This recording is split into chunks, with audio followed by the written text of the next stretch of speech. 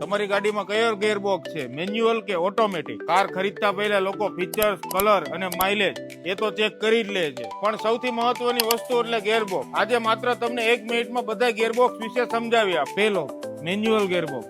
આ સૌથી common gearbox છે. ગિયર તમારે જાતે બદલવા પડે છે. જો તમને ડ્રાઇવિંગનો સાચો આનંદ લેવો હોય અને વધુ માઇલેજ જોઈએ તો મેન્યુઅલ બેસ્ટ. બીજો, ઓટોમેટિક ગિયરબોક્સ. આમાં ગિયર કાર પોતે બદલે છે. તમારે એક્સિલેટર અને બ્રેક પર જ ગાડી ચલાવવાની હોય છે અને શહેરના ટ્રાફિક માટે આ સૌથી આરામદાયક વિકલ્પ છે. ત્રીજું, સીવીટી ગિયરબોક્સ. સીવીટી એટલે સ્મૂથ ડ્રાઇવિંગ. ગિયર બદલાય છે પણ તમને ઝટકો લાગતો નથી. સિટી ડ્રાઇવિંગ અને સારી ફ્યુલ એફિશિયન્સી માટે સારો વિકલ્પ છે. 4, ડીસીટી ડ્યુઅલ ક્લચ ટ્રાન્સમિશન. આ સૌથી ફાસ્ટ ગિયરબોક્સ પૈકીનું એક છે. ગિયર બદલવાની સ્પીડ ખૂબ જ ઝડપી હોય છે.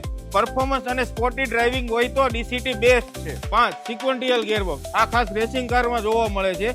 ગિયર એક પછી એક બદલાય છે. ઓટોમેટિકમાં તમે જે રીતના મેન્યુઅલ પાડો છો પણ આ ગિયરબોક્સમાં પાડી શકતા નથી. લાસ્ટ અને છઠ્ઠું, પેડલ શિફ્ટ. સ્ટીરિંગ પાછળના પેડલથી ગિયર બદલી શકાય છે. ક્લચની જરૂર નથી. ડ્રાઇવિંગનો આનંદ પણ મળે છે અને ઓટોમેટિકની સુવિધા પણ મળે છે. હવે તમે અમને કોમેન્ટમાં જણાવો કે તમારી ગાડીમાં કયો ગિયરબોક્સ છે, મેન્યુઅલ કે ઓટોમેટિક? આવી જ નવી કારની ટેકનોલોજી અને ટેસ્ટ માટે આજે તમારા ઉમંગ મોટર્સના પેજને ફોલો કરો.